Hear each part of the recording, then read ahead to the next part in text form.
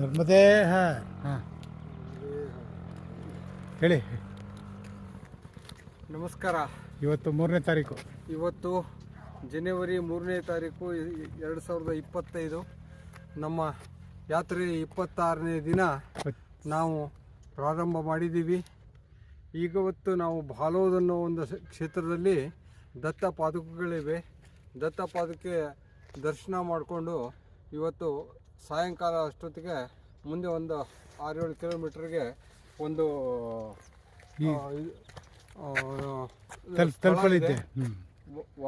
ವಾದ್ಹೇಡ್ ಅಂತ ಏನೋ. ಸೊ ಅಲ್ಲಿಗೆ ಹೋಗಿ ಇವತ್ತು ನಮ್ಮ ವಿಶ್ರಾಂತಿ ಪಡಿಬೇಕು ಅಂತ ಮಾಡಿದ್ದೀವಿ. ಇಷ್ಟು ಪ್ರತಿದಿನ ಎಲ್ಲರೂ ಇಂತಹ ಸುಂದರವಾದಂಥ ಸ್ಟೀಮು ಈ ಏನು ನಮಗೆ ನಿಸರ್ಗ ಒಂದು ನೇಚರ್ ನಮಗೆ ಇಷ್ಟೆಲ್ಲ ತೋರಿಸ್ತಾ ಇದೆ. ಇದು ನೋಡಿ, ಇಲ್ಲಿ ಒಂದು ಕಾಲುವೆ ಹರಿತಾ ಇದೆ. ಅದರ ಮೇಲೆ ಯಾವ ರೀತಿ ಮಂಜು ಮೂವ್ ಆಗ್ತಾ ಇದೆ, ಯಾವ ರೀತಿ ಹೋಗ್ತಾ ಇದೆ, ಇದನ್ನ ನಾವು ನಾವು ಬೆಂಗಳೂರವರು, ನಾನು ಕೀರ್ತಿ ಬೆಂಗಳೂರಲ್ಲಂತೂ ಇಂಥದ್ದು ಎಲ್ಲೂ ನೋಡಿಲ್ಲ. ಈ ರೀತಿ ಸ್ಥಳ ನಾವು ನೋಡೋದಕ್ಕೆ ತಾಯಿ ನಮಗೆ ಒಂದು ಅನುಕೂಲ ಮಾಡಿಕೊಟ್ಟಿದ್ದಾಳೆ.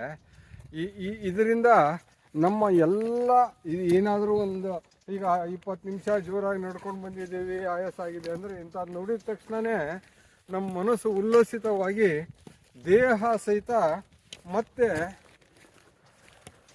ಉತ್ಸಾಹ ಭರಿತ ಆಗ್ತದೆ, ಎನರ್ಜೈಸ್ಡ್ ಆಗುತ್ತದೆ. ನರ್ಮದೇ ನರ್ಮದೇ ನರ್ಮದೇ ನರ್ಮದೇ. ಹಾಗೆ ಅಂದ್ರೆ ತ್ರಂಬಕೇಶ್ವರ ಈಗ ನೆನಪಾದ ಅಲ್ಲ ಹೇಳಿದೆ ನಿಮಗೆ. ಈ ತ್ರಂಬಕೇಶ್ವರ ಅಂತ ಯಾಕೆ ಹೆಸರು ಇದೆ, ಇದಕ್ಕೆ ಇಟ್ಟಿದೆ. ನೀವು ತ್ರಂಬಕೇಶ್ವರ ನೋಡಿಲ್ಲ? ಅಲ್ಲಿ ಇರೋದು ಇದೆ, ಬ್ರಹ್ಮ ವಿಷ್ಣು ಮಹೇಶ 3 ಜನ ಇದ್ದಾರೆ ಅಲ್ಲಿ. ಎಲ್ಲಿ ಪುಣಃ ಹತ್ರ ಏನಿದೆ ಅಲ್ಲ ತ್ರಂಬಕೇಶ್ವರ ಜ್ಯೋತಿರ್ಲಿಂಗ, ಅದೇ ಇದು. ಅದಕ್ಕೆ 3 ಇರೋದು. ಇದು ಬ್ರಹ್ಮ ವಿಷ್ಣು ಮಹೇಶ್ವರ 3 ಜನ ಇರೋದು. ಕರಚರಣ ವಾ ಕಾಯಂದ್ರಮಂ ವಾ ಶ್ರವಣನಯನಂ ವಾ ಮಾನಸಂ ವಾ ಪ್ರಾತ್ ವಿಹಿತಂ ಅವಿಹಿತಂ ವಾ ಸರ್ವಮೇತ ಕ್ಷಮಸ್ವ ದೇದೇ ಕರುಣಾಂಬೆ ಶ್ರೀ ಮಹಾದೇವ ಶಂಭೋ ಶಂಭೋ ಶಂಭೋ ಹರ ಹರ ಹರ ಹರ ಹರ ಶಂಭೋ ಶಂಭೋ ಹರ ಹರ ಹರ ಹರ. ಇಲ್ಲಿ ಒಂದು ಈಶ್ವರ ತ್ರಂಬಕೇಶ್ವರ ಅಂಥೇಳಿ ಒಂದು ದೇವಸ್ಥಾನ ಇದೆ. ಇಲ್ಲಿ ಶಿವಲಿಂಗ ಇದೆ.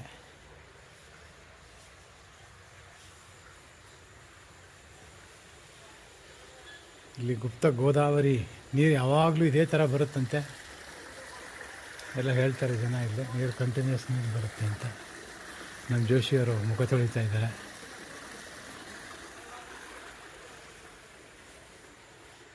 ನರ್ಮದೇ ಹರ್ ನರ್ಮದೇ ಹರ್ ನರ್ಮದೇ ಹರ್.